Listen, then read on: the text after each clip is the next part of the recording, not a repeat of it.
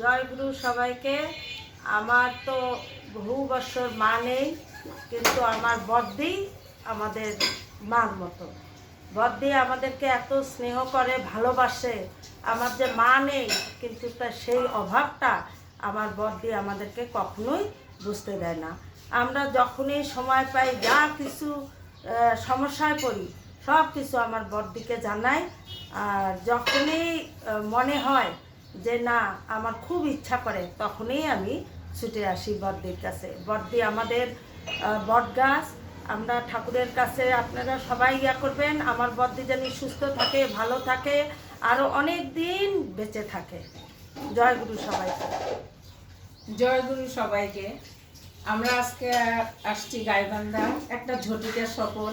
এখান থেকে ভরতখালি কালীবাড়ি গেছিলাম, নাতির সঙ্গে গেছিলো। তারপরে গিয়ে ওখানে পূজা টুজা দিয়ে আসলাম। আসে আমার বদ্দির বাসায় উঠলাম, যাওয়ার সময় অবশ্য উঠছি। তারপরে এসে সব তৈরি, বৌমা অনেক রকম পদের রান্না করে রেখেছে। এসে সবাই পেট পুড়ে খুব শান্তি মতো খেলাম, তার সঙ্গে পিঠা পায়েসও। মনে হলো যেন অনেক দিন পর বাবার বাড়িতে আসছি। আসলেই বাবার বাড়ি, কারণ উত্তম বাবাই হয়। বাবার বাড়িতে আসছি এই জন্য। ভাত তরকারি তো আছেই, তার সাথে পিঠা পায়েস পর্যন্ত বৌমা করে রেখেছে।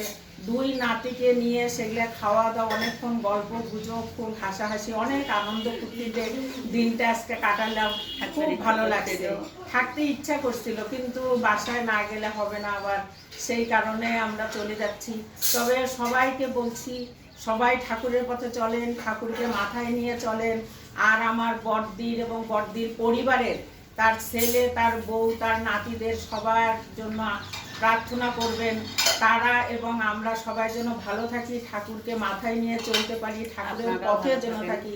আর আপনারাও ঠাকুরকে মাথায় নিয়ে চলবেন, ঠাকুরের পথে চলবেন, এটাই প্রার্থনা করি। সবাইকে আবার জয় গুরু। জয় গুরু।